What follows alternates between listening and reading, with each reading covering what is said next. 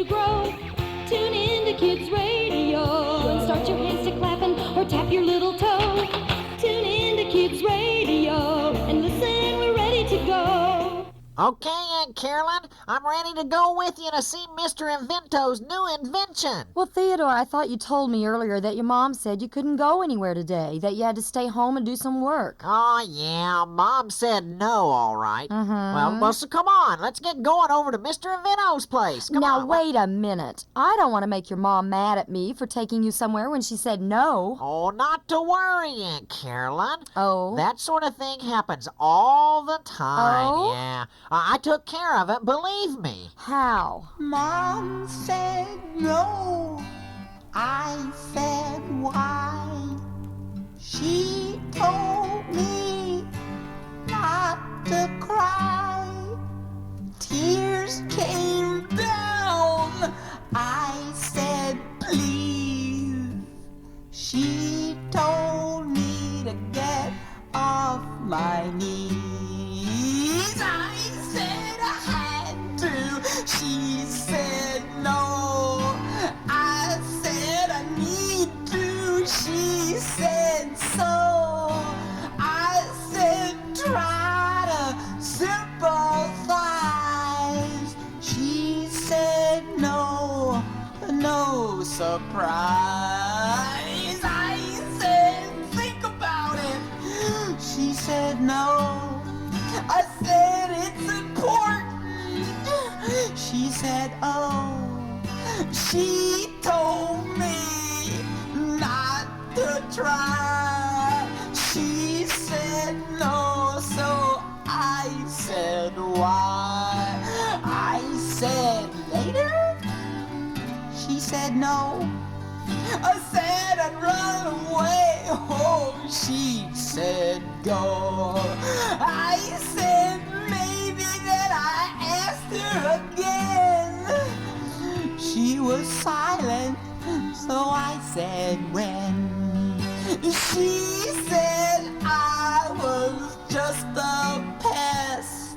So I called Daddy, and he said yes. We'll return with more Kids Radio Show after this. What if a zebra had spots? Do you think he'd like that a lot? What if a tiger had polka dots? What if a leopard did not? What if we could sleep like a bat, but dine like an aristocrat? Instead of going to work, we'd hang around and get fat. I know some people like that. What if we talk with our nose? What if the sun froze? Exactly what do you suppose would be if we didn't wear clothes? What if a hippo could fly or flutter like a dragonfly? Do you think that any would try? Or what if an onion could cry? What if a goat lost his appetite? Or do you think he'd be alright? What if a tree could read and write? What if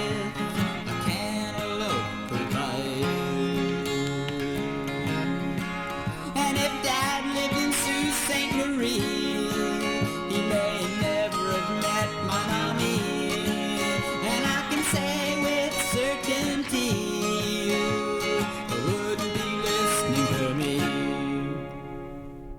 What if? Yeah, that is the big question, eh? Yes, what if Theodore and I decide to leave unless you just hurry up and show us this new invention you were so anxious for us to see? You are always in such a big hurry, Miss Carolyn. Where is the fire, huh? We have plenty of time. In fact, time is exactly why I asked you over here today. And you've wasted quite a bit of my time already. Yeah, come on, Mr. Invento. We haven't got all day. Theodore's right. Ach du lieber, so impatient. Very well.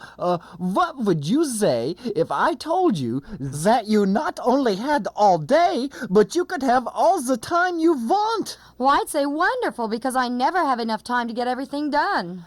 You know, Aunt Carolyn, time is a funny thing around my house. What Yeah. do you mean, Theodore? Well, for as long as I can remember, the word later is used more than any other term I can think of when we talk about time at my house. My parents are always telling me, later, Theodore, later. So before long, I was using that word myself when they asked me for times that I was going to do something, you know? And before I knew it, later was a great word to use for a time that nobody can exactly put their finger on and pin you down. Well, Theodore, that's called procrastination. Oh. And it's not a very good habit to get into. Hey, it's practical. What can I say? I asked my mom to take me shopping. I was bored, nothing to do. Mom was busy, couldn't stop what she was doing, and I knew it would be later, later, later, later, later, later, later, later, later, later, later, later, later, later, later. Shouldn't you be doing homework? Shouldn't you have washed your face? I asked you twice to dump the garbage, brush your teeth, help clean this place.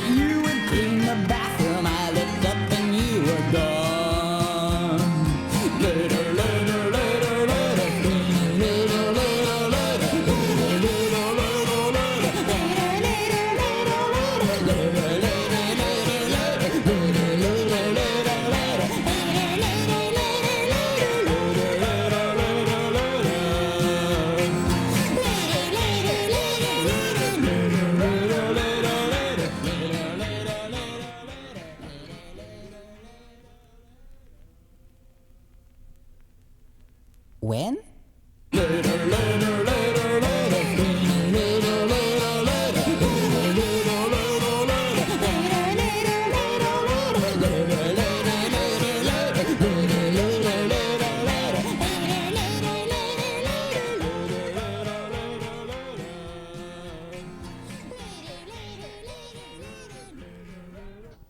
Yeah, well, I can see that time is on everyone's mind in one way or another, so let's go have a look at my new invention, the time elevator. What? A time elevator? Mr. Invento, this is just the ordinary old elevator that you've always had here in your apartment building. Ah, that is what it looks like, maybe. But I have some very important alterations on how this ordinary-looking apartment elevator operates. You mean you've been messing around with how this elevator operates? Oh, Anna Maria Spaghetti is the landlady here, Aunt Carolyn, and I don't think she's gonna like it if she finds out that Invento has been tinkering around with her elevator. That's for sure. Oh, she is just a big bag of wind, that's all. Where is your sense of adventure, your urge to plumb the depths of the unknown? Oh, I think we just have a healthy caution, Mr. Invento. Aren't you even going to ask me how it works? Oh, brother. No, I don't think so. Come on, Aunt Carolyn, let's go home. I'm right behind you, Theodore. It works on water. Water? You mean to tell me you have this elevator operating off of water? Yeah, and that makes it a very special time elevator. Oh, why is that? Oh, I thought you would never ask. It is because water started a very long time ago, and it is still around today, and I know it will be around a long time into the future also. And Mr. Invento has water on the brain. Come on, Aunt Carolyn. Let's go. I think Theodore has a point. Skeptics, all the time, skeptics. Don't you see that water is a connection in time? We can flow on the stream of time into whatever time period we wish by getting into the elevator and punching the buttons to wherever we want to go forward or backward in time. Yeah, it is all very simple, really. Water is everywhere, even in time. Water started long ago, water started long ago, water started long ago, and it's still around. Dinosaurs drank water, so did prehistoric men. Women, children, Mary Magdalene, Lyndon Johnson, and Ho Chi Minh. You'd think it'd be gone by now. I need water, so do you. It comes with thunder and with dew. Water was at Waterloo. And it reeks at Watergate. Water started long ago, water started long ago, water started long ago, and it's still around. First you see a lightning flash, pretty soon you hear a splash. Water causes diaper rash. Yo ho ho ho ho. I drink water from my spout, though it doesn't come around much during drought. Water's what this song's about, and I guess I'll drink some now. Water started long ago, water started long ago, water started long ago, and it's still around. Water in a sulfur spring is hot. Water that comes from a river is not. Too much water makes things rot and makes me very wet. Water's in my body, water's in my drink. There's water, water everywhere I think. Water drips down into my sink and in my basement now. Water started long ago, water started long ago, water started long ago, and it's still around. Water started long ago, water started long ago, water started long ago, and it's still around. Water started Now that we are all inside my time elevator, I can close the doors. Stand back, please. Hey, there's water dripping all over the place inside this elevator. What's wrong? Well, there is nothing wrong, really. Just some of the pipes I rigged up are leaking a little bit. A little bit? Well, I'm not the best plumber in the world, you know. And you won't be in the best of shape when Anna Maria Spaghetti discovers that you've rigged her apartment elevator into a huge shower booth either. Gosh, the rug on this floor of the elevator is sopping wet. Well, it will dry out later. And besides, once we get this elevator moving in time, it won't be here for her to see anyhow. No, only the elevator shaft will remain until we return in the elevator from our little time trip. Oh, let's get on with this. I'm getting wet from all this water dripping down my back. Yeah, well, who wants to select what time period and place we go to, huh? I'll pass if you don't mind. Hey, I think I'd like to go back to something we're reading about in school right now. Yeah, we're studying a book by Homer called the Odyssey.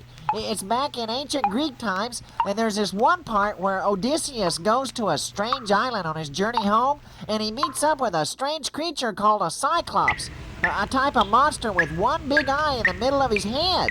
And the monster's name was Polyphemus. Can we go there, huh? Can we, huh? I think we are dealing with a myth there, Theodore. Oh, well, maybe, and maybe not, Miss Carolyn. Many of the old mythology stories were based on real events and real people. I think Theodore has a very good idea for us to investigate with our time elevator. This is your time rig, not ours. Well, whatever. Now, let me make the proper settings on the time register here.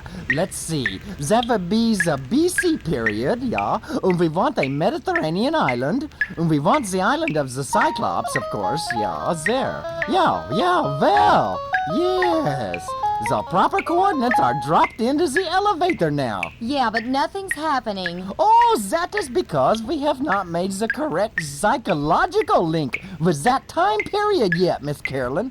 Here, Theodore, since it was your idea to go to that time period, you must concentrate on the place very hard so this time elevator can start flowing downward into that time period powered by your vibrations of thought and imagination. And the water will help too. I've heard everything. Well, I can't. My teacher tells me all the time that my mind wanders. I can't hold my mind on anything very long, you know? Well, what now, Mr. Invento? Well, the boy just needs a little motivation. Here, Theodore, just stand under this stream of water dripping from the top of the elevator here. Let it hit you on top of the head and concentrate on the Cyclops.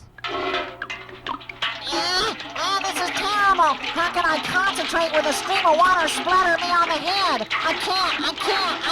Yes, you Yes, you can. Yes, you can. Yes, you can. No, I can't. Yes, Yes, you can. Yes, you can. Yes, you can. No, I can't. I can't. Yes, you can. Yes, you can. Yes, you can. Yes, you can. I can't. Yes, you can. Yes, you can. Yes, you can. Yes, you can. Yes, you can. Yes, you can. Yes, you can. Yes, you can. Yes, you can. I can't.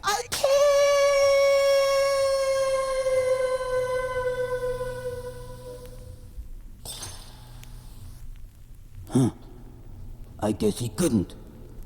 We'll return for more Kids Radio Show in a moment.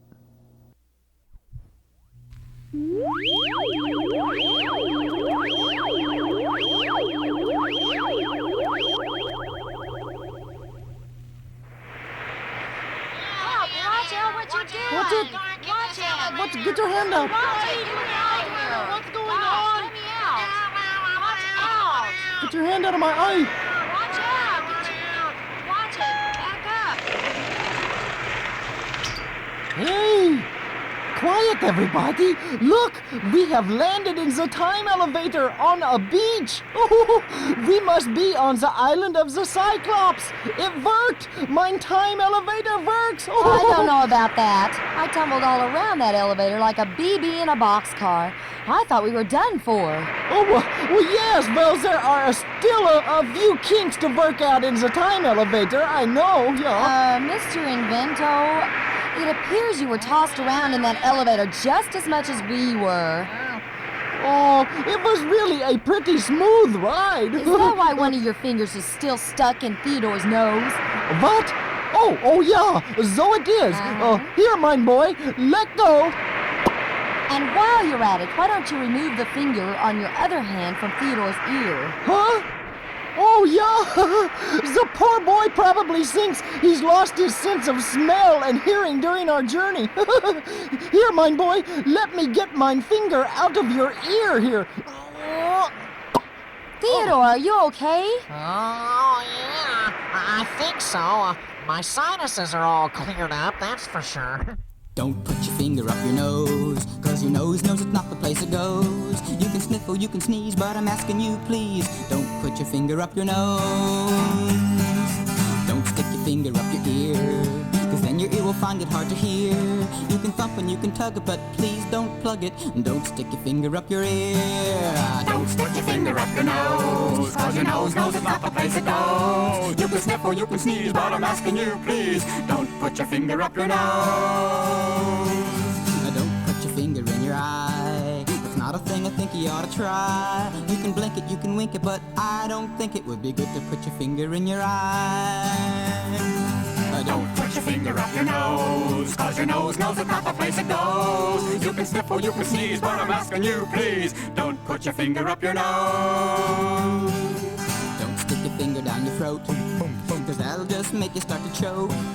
and up will come your dinner, and you'll start to look much thinner. And don't stick your finger down your throat. Oh, don't put your finger up your nose, 'cause your nose knows it's not the place it goes. You can sniff or you can sneeze, but I'm asking you, please, don't put your finger up your nose. Don't put your finger up your nose, 'cause your nose knows it's not the place it goes. You can sniff or you can sneeze, but I'm asking you, please, don't put your finger up your nose. At least not in front of me. Well, it's obvious that the time elevator has brought us to an island. We've landed on a beach all right, but I'm not so sure what time period we're in, or whether this is even the island of the Cyclops. Well, that is not too hard to solve. We just need to ask someone. Oh, really? Well, I don't happen to see a great many human beings milling around right now. But Aunt Carolyn, if this is the island of the Cyclops, the one-eyed monster that the Greek hero Odysseus is supposed to fight, well, I doubt if you can find many humans hanging around at all. You do have a point there, Theodore. It's just our luck to end up being a one-eyed Cyclops' next meal. Look, there is something walking down the beach towards us. Oh, let's get out of here, Invento! Fire this time elevator up and let's go. Hello there. You must have just beached your funny-looking craft on our little island. Oh, he looks okay. He has 2 eyes. Hey, you look lost. Can I guide you to your destination? I sailed the wine Red Sea with Odysseus for many a year before I landed here to stay. He said Odysseus. Yeah, we did it! Mein time elevator works! We are going to get to see the legendary Odysseus do battle with the giant Cyclops, Polyphemus. Oh, quiet, Invento. The sailor is shaking his head. Oh, you're years and years too late to witness that epic battle. I was one of Odysseus's crew, but I remember the battle well. We were landing on this island for supplies on our way back to Greece from the Trojan War. Before we knew it, a giant one-eyed Cyclops monster called Polyphemus had trapped us all in his cave. He ate several members of our crew right off. We were really scared. So we've missed the whole battle. Well, how do you like that? Nuts! Well, go on, Mr. Greek sailor. What happened next? Yes, what happened next? Odysseus thought of a plan for us to all escape. He talked the Cyclops, Polyphemus, into waiting before he ate the rest of us, and to bring us loads of grapes so he could drink the wine we would stomp out for him from the grapes. The Cyclops drank and soon fell fast asleep. Then Odysseus had us carve a huge sharp stake from a log in the cave. Then, on Odysseus's command, we plunged the stake into the single eye of the sleeping Cyclops. Yuck! That's terrible. But now we were all able to escape to our ship that was waiting for us right here on this same beach.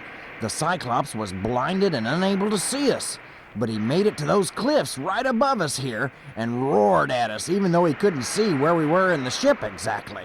And that's when Odysseus did a very silly stunt. Oh yeah, what happened?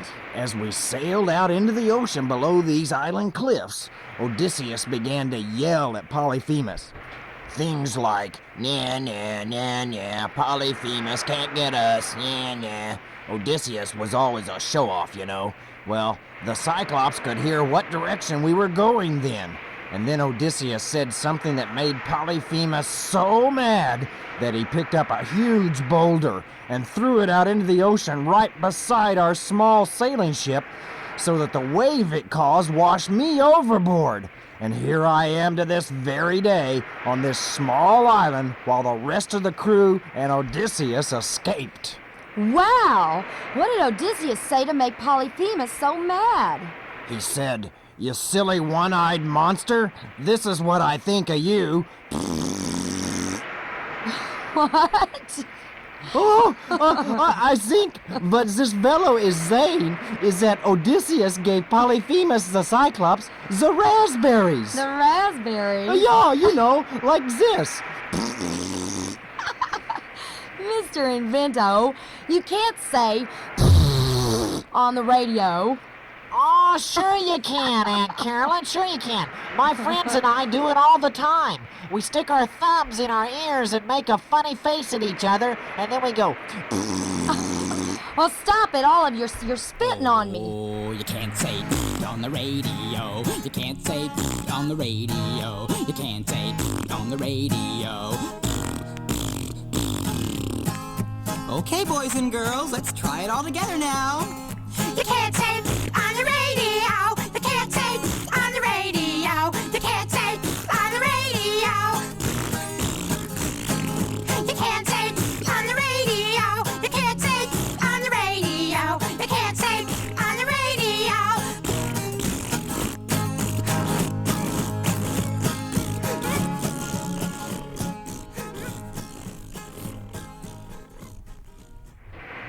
Well, we've missed the great battle between the Cyclops and Odysseus, so let's just get into the time elevator and head for home, if we're lucky. Well, it's been nice seeing some fellow beings and talking with you. Have a good voyage. Well, wait a moment. Don't you want to come with us so you can get off this island with a blinded and angry Cyclops roaming around on it? Oh, I don't worry about Polyphemus, nah.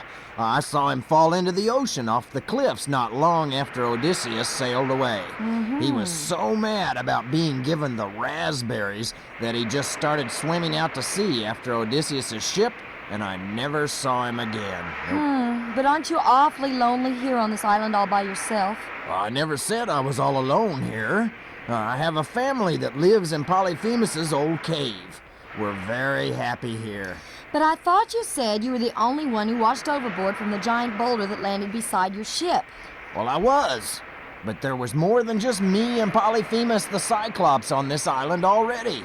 It seems that Polyphemus had a sister, and we decided to settle down and have a family. Well, I was tired of the sailor life, so now we just raise our young ones here on Cyclops Island. Yeah, before you sail off in your strange ship, let me tell you how I met Polly. She has one eye in the middle of her forehead, but I love her anyway. She's the apple of my eye, and vice versa, of course.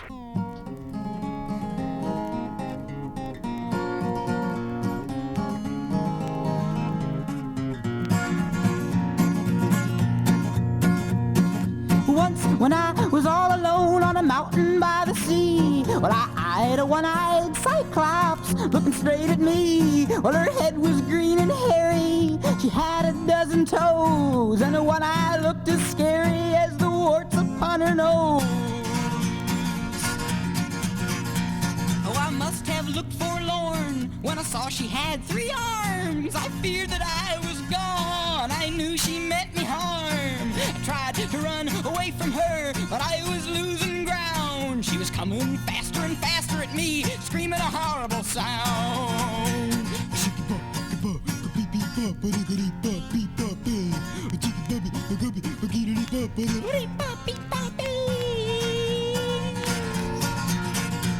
Well, it was hopeless if I ran. We were standing head to head, and she grabbed me in her hand and turned to me and said, Well, I wish you wouldn't run so fast. I think you're kind of cute. Not only that, she whispered low, I think that I love you. you are the apple of my eye, she said, and then she gave me a wink. Sweet as a cherry pie, she said, though maybe she just blinked. And then she kissed me on the face, and I know that I turned red. But you know what they say, hey, better red than dead.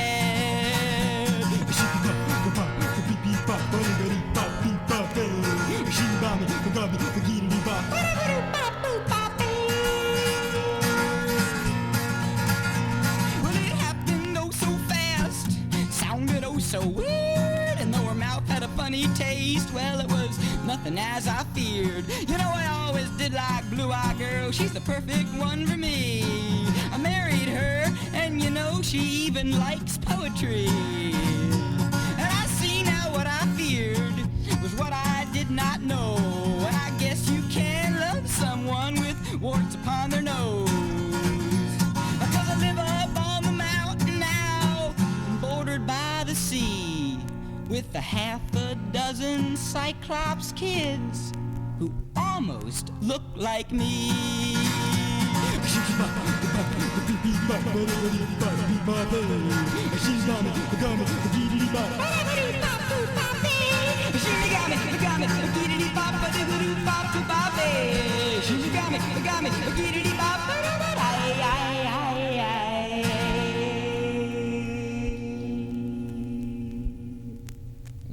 return for the conclusion of Kids Radio Show shortly.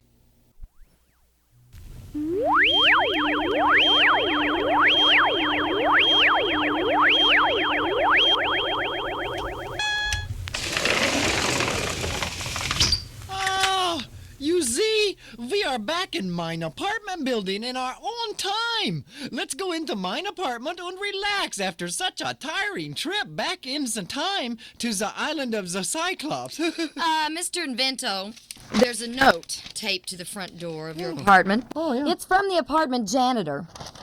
It says your landlady for this apartment building, Anna Maria Spaghetti, fell down the apartment's elevator shaft and sprained her ankle. He says that someone had taken away the elevator car and that Anna Maria is extremely angry and wants to speak with you, Mr. Invento. Wants to speak with me? Miss Carolyn, could I come over to visit you and Theodore for a few days? We hope you enjoyed today's adventure on Kids Radio Show. All episodes are written by Kel Pickens. Kids Radio Show is co-produced by Carolyn, Meyer, and Kel Pickens. Until next week, bye!